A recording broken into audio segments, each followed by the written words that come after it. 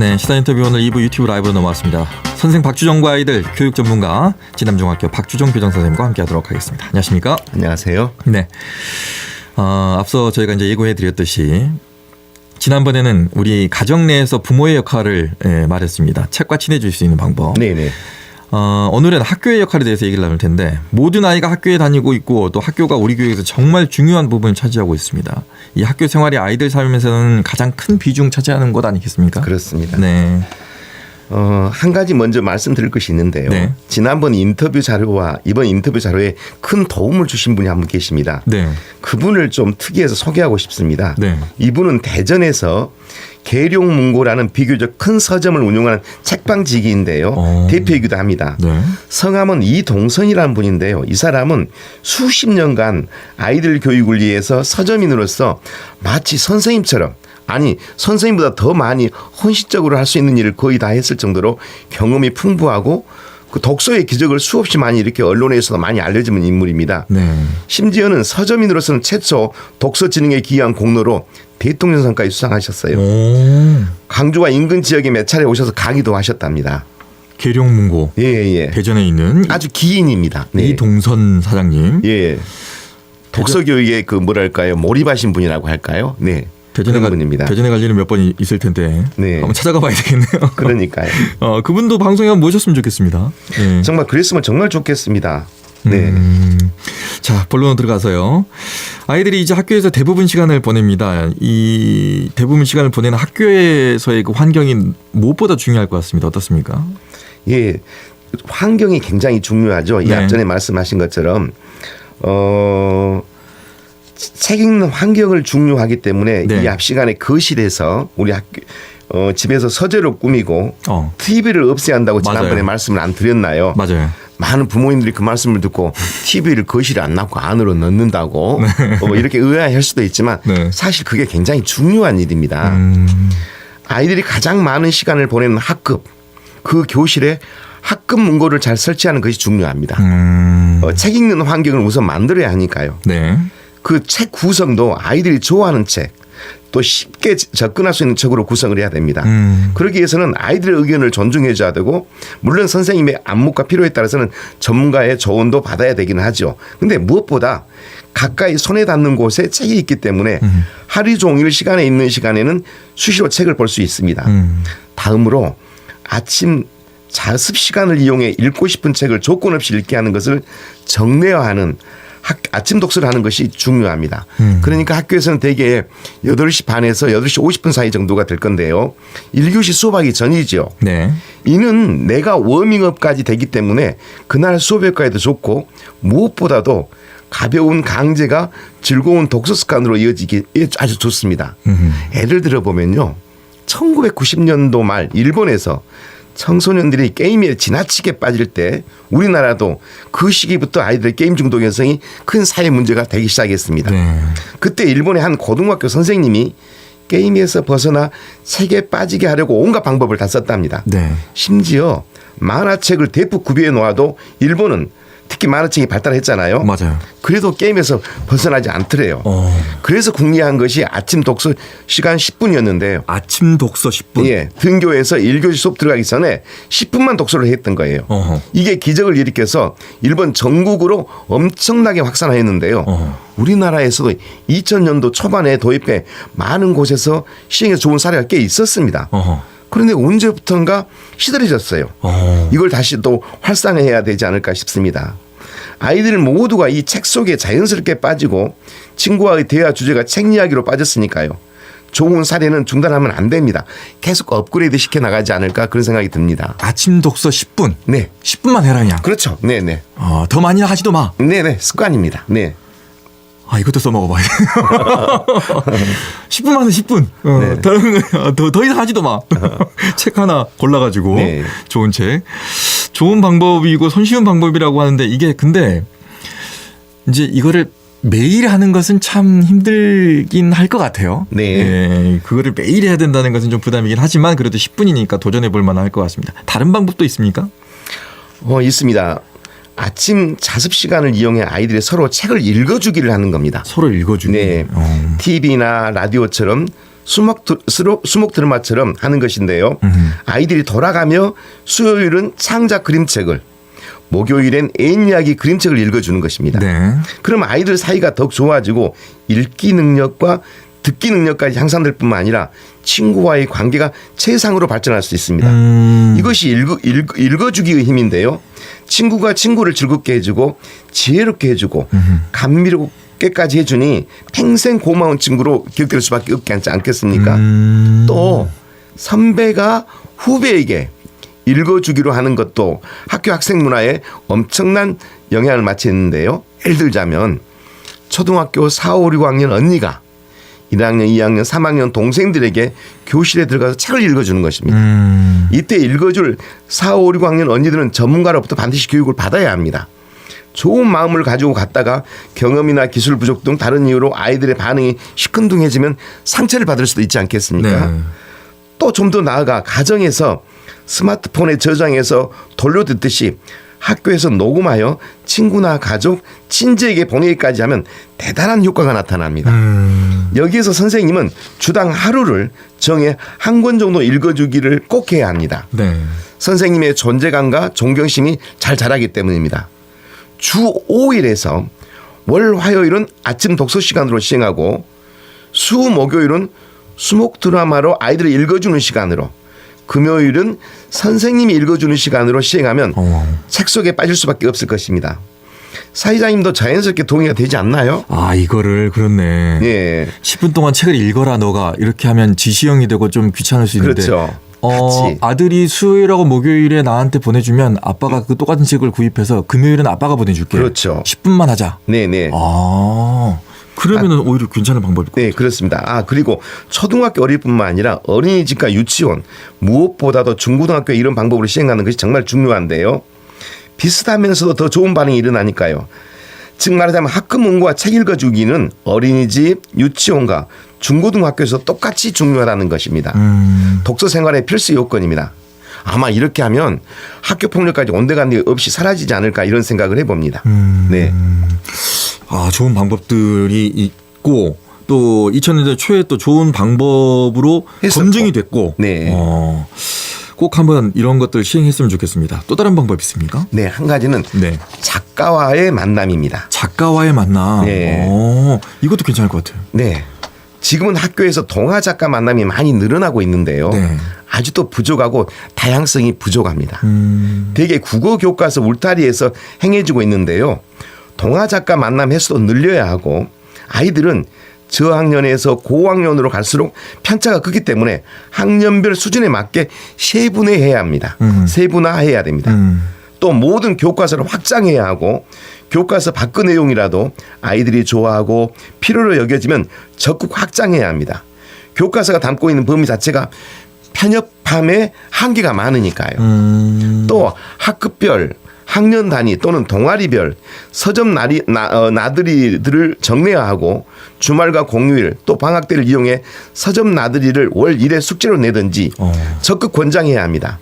독서 습관을 가장 빨리 들게 하는 방법이라고 해도 과언이 아닙니다. 스마트폰에 빠졌던 아이들도 모두 책에 빠지는 기억을 일으키니까요. 지난번에 말씀드렸죠. 도서관과 달리 내가 고른 것이 내 것이 되는 인간의 본능을 자극했기 때문이라고 말씀드렸죠. 네. 서점으로 직접 가는 수밖에 없습니다. 가족과 함께 서점 나들이를 통해서 그 한계에 부딪혔던 일들을 해결할 수 있다고 저는 생각이 듭니다. 서점 나들이. 네네. 사회자님은 학교 다닐 때 언제가 가장 좋았나요? 학교 쉬는 날. 그렇죠. 쉬는 날이 제일 좋았죠. 선생님들도 그래요. 그렇죠. 네. 그런데요, 소풍 갈 때 점심시간 이럴 때가 제일 좋았어요. 그럼요. 예, 맞아요. 그렇죠. 대부분 아이들은 예나 지금이나 공부할 때보다 쉬는 시간, 점심시간, 집에 갈 때, 그렇지. 그리고 소풍 갈 때가 제일 정말 좋아합니다. 그런데 더 좋은 때가 있습니다. 더 좋은데? 네, 사회자님의 학창 시절을 생각하면 맞춰보세요. 언제가 가장 좋을까요? 글쎄. 친구들하고 공차할 때? 그렇죠. 사회자님은 공부만 하신 분이라서 잘 모르시거든요. 정답은요. 네. 선생님이 갑자기 안 오셨을 때. 아, 그렇지. 맞아. 수업 오늘 수업 없어. 그러면서 네. 우리 일이 어릴 생겨서. 때 선생님이 갑자기 안 오시면 책상에 올라가서 하루 종일 지르고 난리를 부리다가 옆반 선생님한테 혼난 적도 있잖아요. 예나 지금이나 똑같네요. 예. 막힌 숨통이 갑자기 탁 트인 겁니다. 네. 그래서 서점 견학 갈 때 수업을 빼고 가는 것이 최고의 프로그램입니다. 거기에서 친구들과 가니까 대화도 모두 책으로 되고 내가 고른 것까지 구매하니까 책 속에 풍덩 빠질 수밖에 없잖아요. 네. 학교로 돌아올 때 또 차 안에서 모두 책만 보고 학교에 도착하면 그날부터 학교 도서관 이용료까지 급증하게 된답니다. 그러니 이해력이 상승하면 수업 태도가 좋아지겠죠. 수업 태도가 좋아지니까 선생님들을 놀라게 하겠죠. 성적까지 쑥쑥 올라가니까 부모님까지 놀라게 됩니다. 그야말로 교육의 기적이 일어난다고 할 수 있지 않겠습니까? 네. 참, 예, 재밌고 즐거운 방법일 수 있을 것 같고요. 수업을 빼고 간다. 그러니까 네, 그 네. 수업 내용으로 책방 나들이를 가는 거라고 해버리면 아이들은 다 가죠. 좋아하지 않겠습니까? 예. 네. 저도 방송 끝나고 서점으로 가려면 저도 방송을 서점에서 하는 거죠. 좋은 방법입니다. 그리고 부모 교육과 교사 연수도 중요하다. 뭐 이런 얘기도 있네요. 그렇죠. 이런 일을 하려면 네.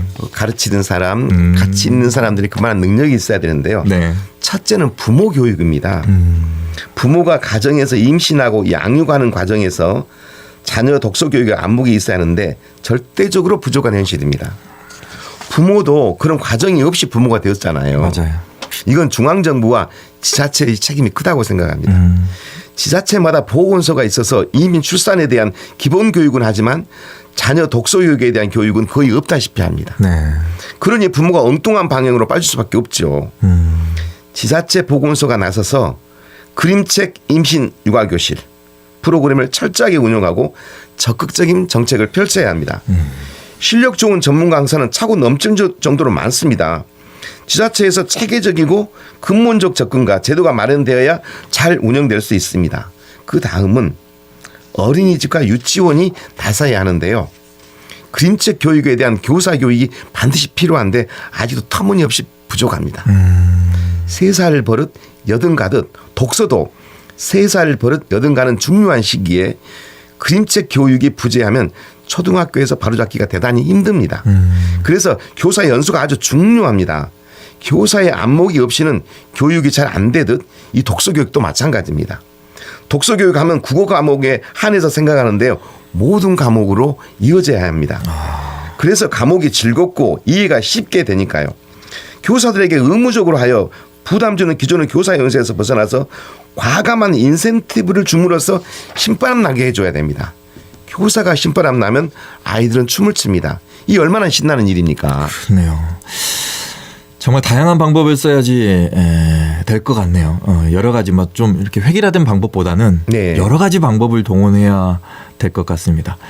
자, 시간 그렇게 많이 남아 있지 않은데 또 남은 방법이 있으면 좀 소개해 주시죠. 예, 마지막 한 가지가 하나 있는데 네. 구조적 뒷받침이 되어야 합니다.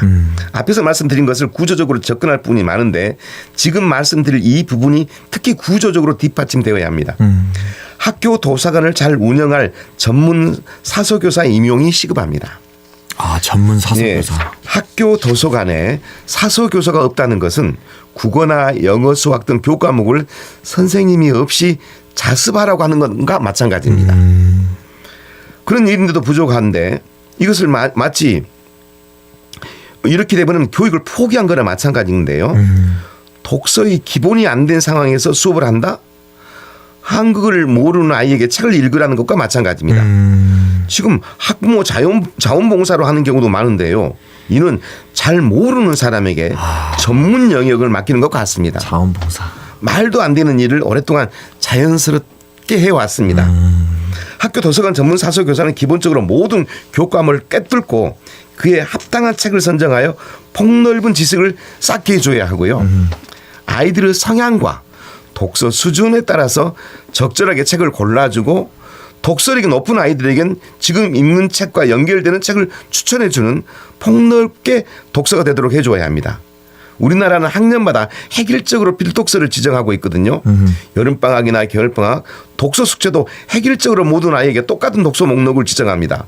그러나 선진국에서는 담임 선생님들도 아이마다 다 다르게 지정해 줍니다. 그 아이의 성향과 수준에 맞게 책과 아이를 연결해 주고, 그러니까 완전히 다르죠. 이렇게 할 수 있도록 교사 양성 과정이 뒷받침되어야 하고요. 또 이렇게 되도록 사서 교사의 포괄적인 학교 도서관 운영 능력의 전문성도 보장해 줘야 됩니다. 그래서 그 비교과 교사를 뽑는데 영순위가 사서 교사가 돼야 됩니다. 우리는 완전 거꾸로죠. 그래서 사서 교사가 절대로 부족합니다. 거기에 공무원 정원이 아마 묶여 있지 않을까 싶습니다. 또 시도교육청의 교육감의 의지가 아주 중요한데요. 지금 우리 강주시 교육청에서는 이러한 중요성을 알고 이정선 교육감님께서 올해는 독서 교육의 원년을 다시 만들겠다라고 하시고 교육 계획까지 만들어 놓으셨습니다. 참 잘하신 거라고 생각하는데, 이런 디테일한 것들을 다른 시도에서 또 이런 책방지기처럼 이런 분들한테 가서 해결화된 방법 말고 다른 방법을 벤치마킹하면 더 좋은 효과가 나지 않을까, 그런 생각을 해봅니다. 금방 들은 생각인데 이 관련 학과가 그 일을 하는지 모르겠습니다만은 왜 대학교에도 뭐 문헌정보학과라든가 아니면 뭐 도서 관련 아니면 책 관련 학과들이 있을 것 같아요. 있었습니다. 예. 있고요. 네. 그런 학과들에 나온 학생들을 지역에서 활용을 해준다고 하면 좋죠. 예.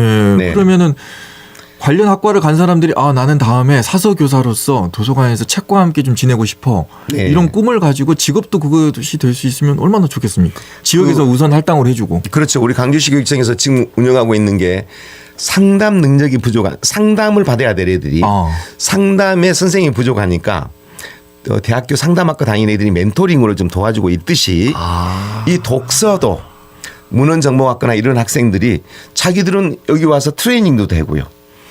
또 거기서 만족감도 얻을 수 있고 교육청은 그분들한테 도움을 받을 수 있으니까 아주 좋은 제도라고 생각합니다. 아마 이정선 교육감께서 이런 일들을 잘 살펴서 올해 2024년에는 조금 더 나은 그 침체된 독서 교육이 활성화되지 않을까 생각해 봅니다. 예, 기대해 보겠습니다. 지금까지 선생 박주정과 아이들 진남중학교 박주정 선생님과 함께했습니다. 고맙습니다. 감사합니다. 네. 언제 어디서나 내 손 안의 뉴스. 광주 MBC 뉴스 유튜브 구독으로 함께하세요.